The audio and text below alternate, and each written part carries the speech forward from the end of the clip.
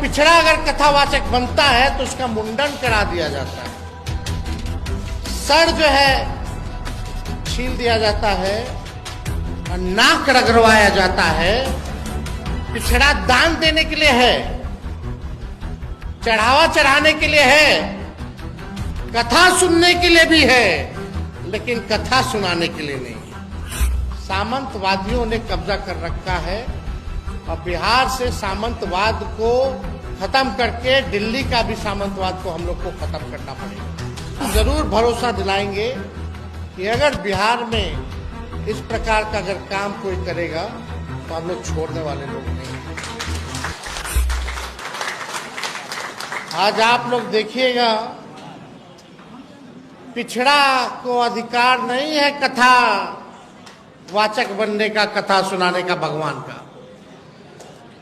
हम पूछना चाहते हैं भाजपा के लोगों से, आरएसएस के लोगों से, क्या हम लोग हिंदू नहीं है? क्या पिछड़ा समाज हिंदू नहीं है?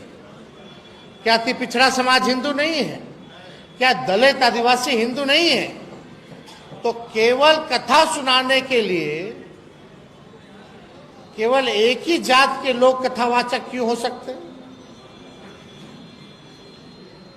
अगर पिछड़ा अगर कथावाचक बनता है तो उसका मुंडन करा दिया जाता है, सर जो है छील दिया जाता है और नाक रगड़वाया जाता है।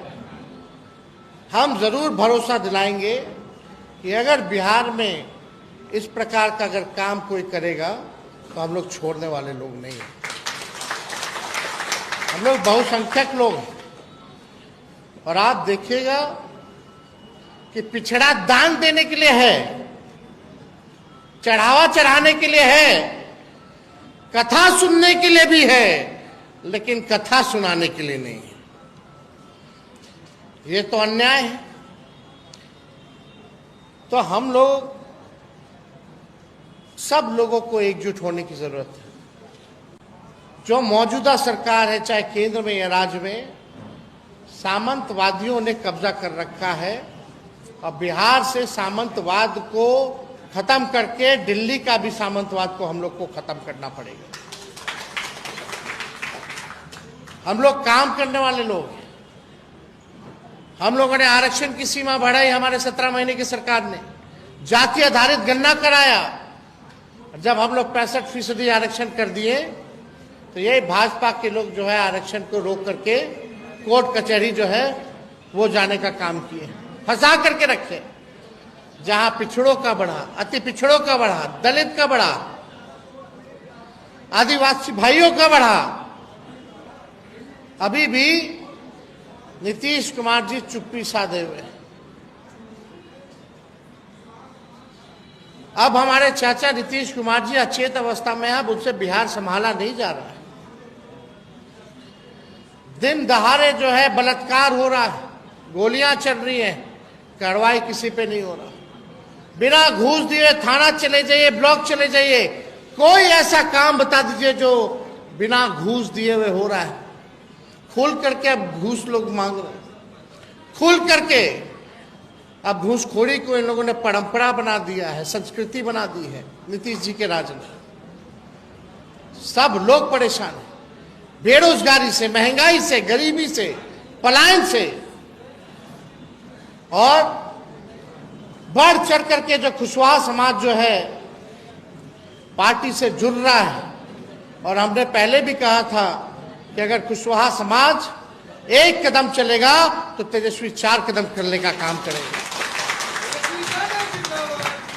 पिछला लोकसभा में भी सबसे अधिक अगर कुशवाहा समाज के लोगों को अगर टिकट अगर मिला था तो वो इंडिया अलायंस महागठबंधन ने देने का काम किया।